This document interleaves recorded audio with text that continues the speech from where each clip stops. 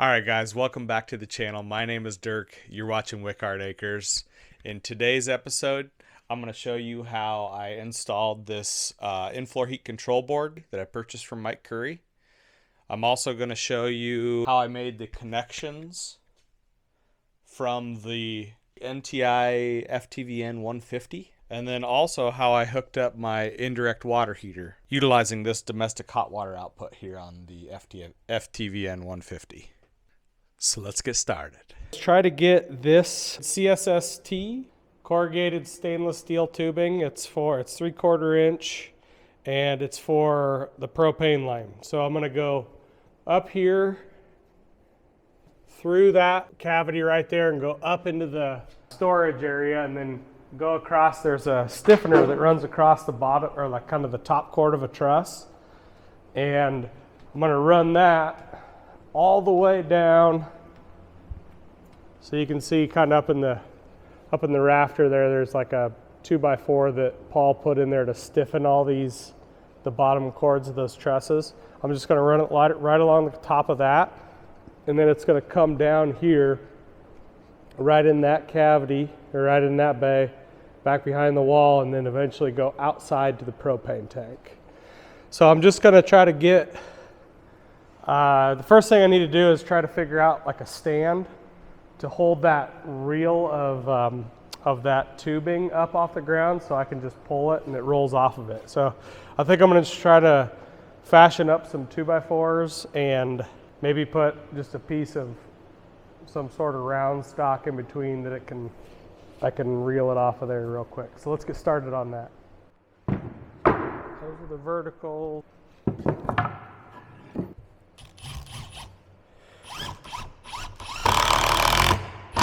All right. 1, 2. Take this guy.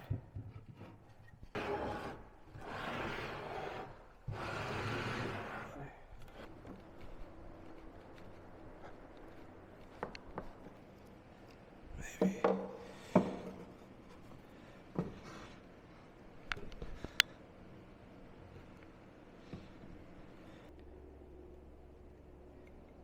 All right, so the idea is I'm going to take this, climb up here, get this fed up through here.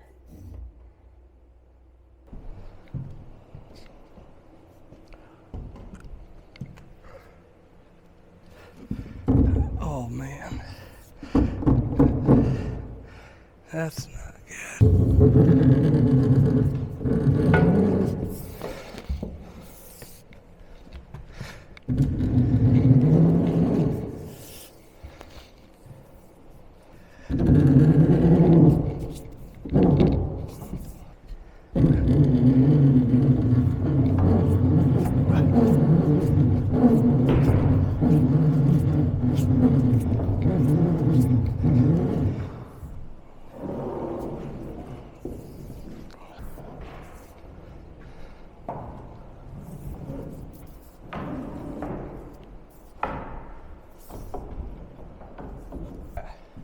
That's working pretty good.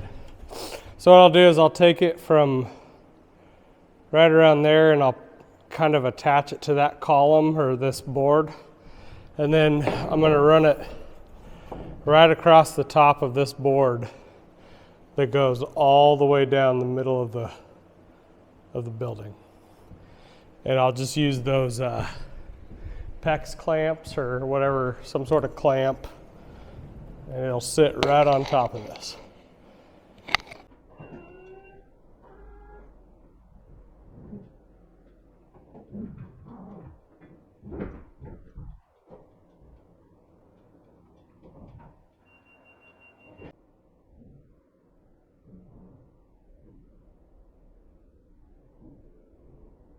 All right, so I just got it ran out. Had to add another board up there to put it behind, but you can see all along that up there, a propane line is ran.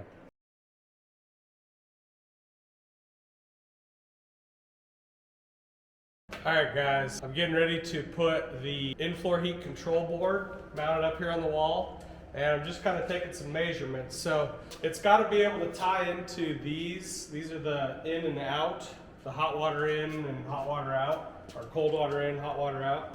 And then right down here is where it ties into the manifold. So I need to be able to hit those and tie into that also, and also tie into a storage tank over there. So I measured it, it's just over 36 inches tall.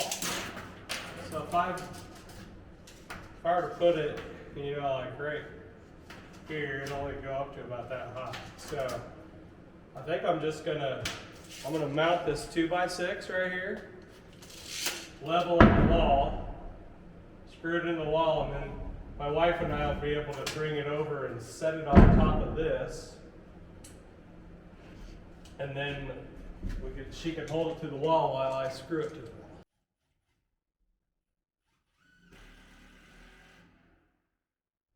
And we can level it from there.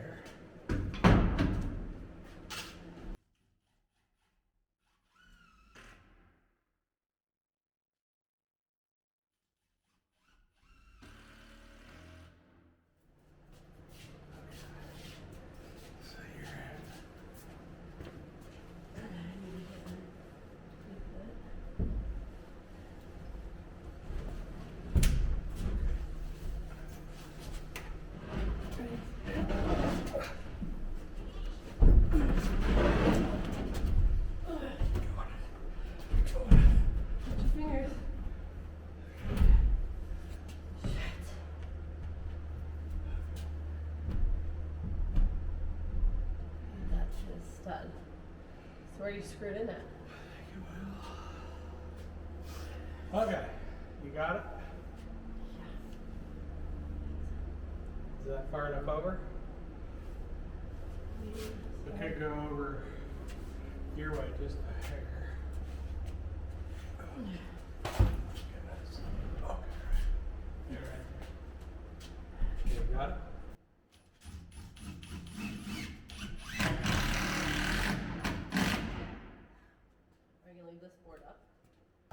Okay, I need to run to Walmart real quick before I get back. I know. Well guys, there goes my help.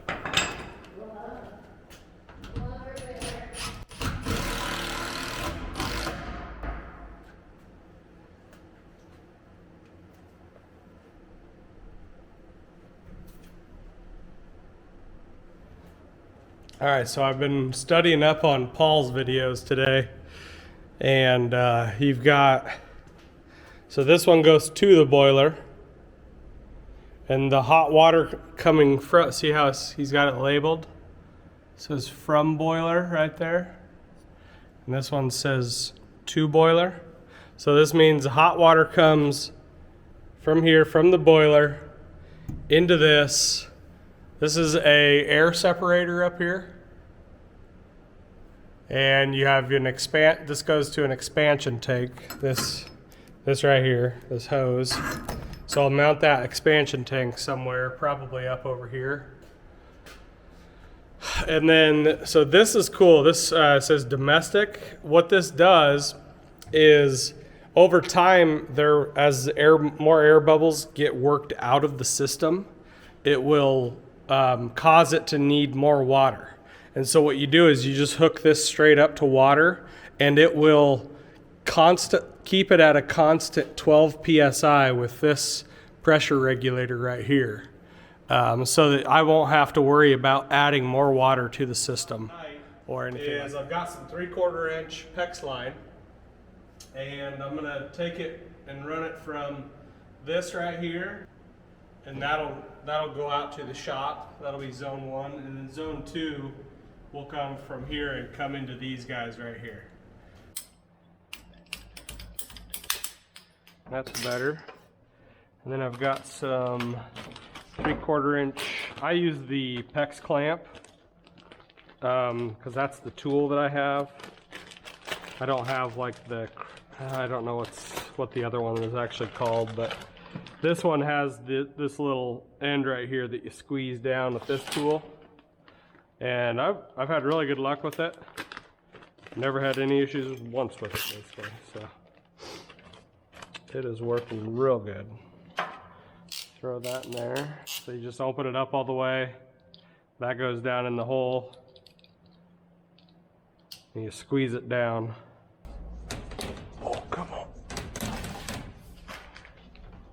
And then we'll run some water through them. All right, so there's that. And so this thing, this will actually come down here, kind of like this, and it'll tie right in to this right here with a 3/4 inch PEX crimp end.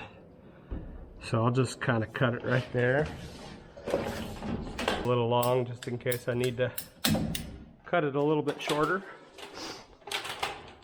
That'll work pretty good.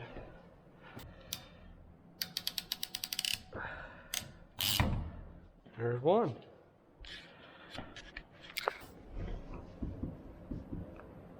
Just cut right there.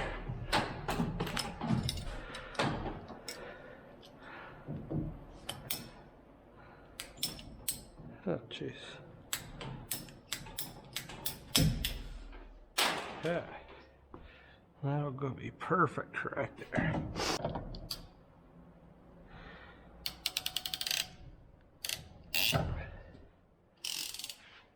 Okay.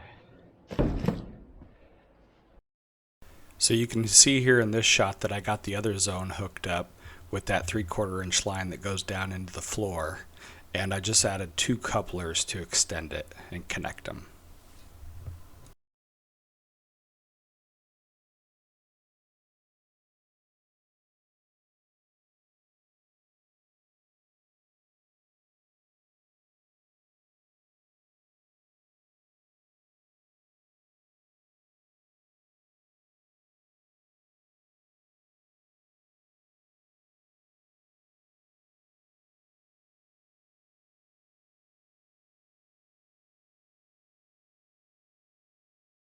Okay.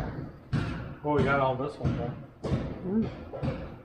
So that's pretty awesome, right? Alright guys, I'm going to show you what I just learned. And let's get the gloves on. I guess these gloves are essential right here if you're going to solder pipes efficiently. As you can see, one finger is really dirty on this one because that's what you use to wipe it, I guess. That's what I was taught. Okay, here we go. So we're gonna try to take this, make a hook out of it, put her back behind here, get a shot of that. So I'm going to apply heat up here, and then I'm going to start by going around this back side. And I've already fluxed and cleaned and everything like that. I'm just going to bring it around like that, and it's going to suck that solder. You got to get on this side. Show them on this side. It's going to suck that solder right into that joint right there. Okay, so let's get the heat on. Try not to melt my handle. I'll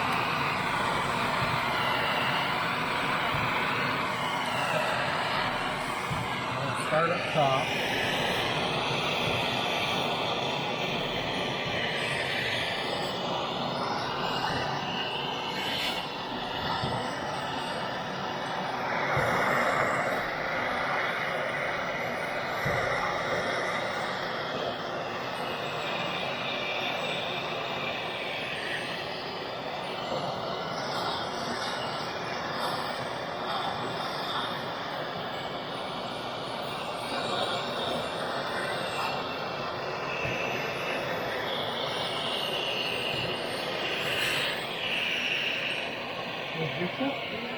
What?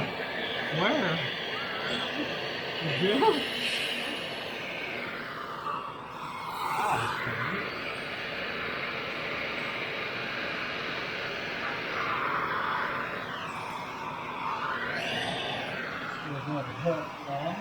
Are you okay? My camera person just got hit with the hot solder. Not good.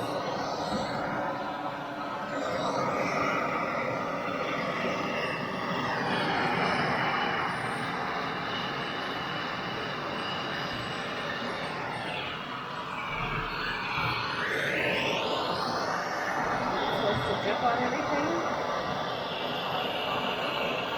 Will it melt that pipe? No. No.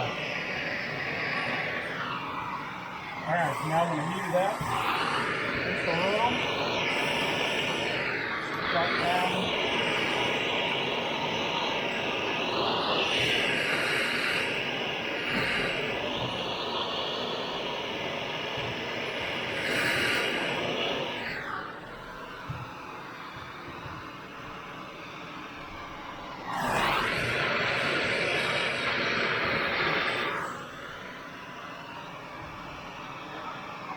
Okay, let's see how that is. Shoot, I forgot to.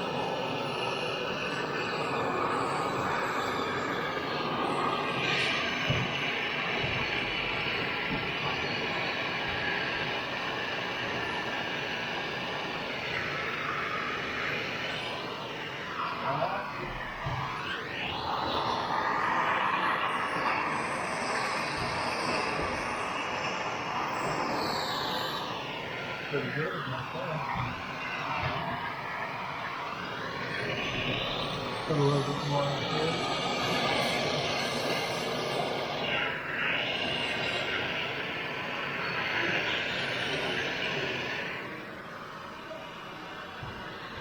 Yeah, pretty.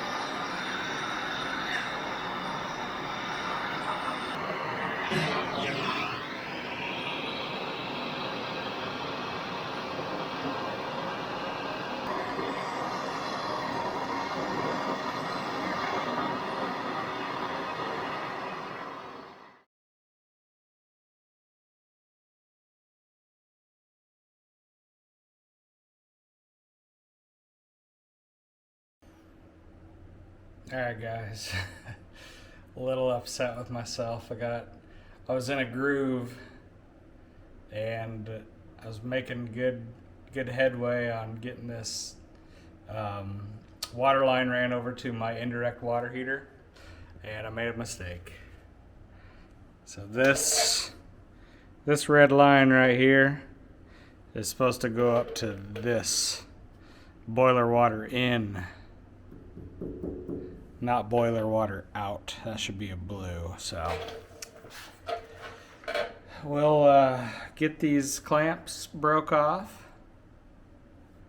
and get a new piece cut to come up to this guy right here.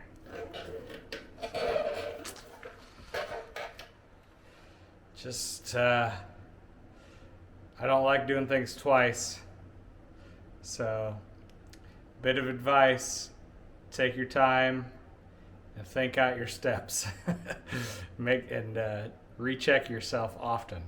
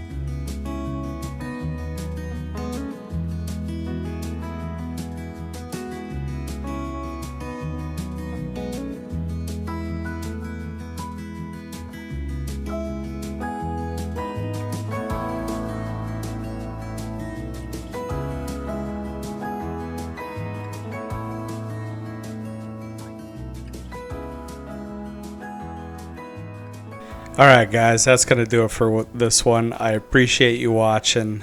In this next episode, you guys are going to see, here's a little sneak peek. I'm mounting or installing the exhaust and the fresh air intake for that boiler, the NTI FTVN150.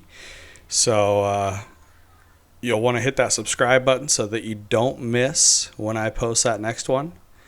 Once again, I appreciate you watching, and we'll see you on the next one.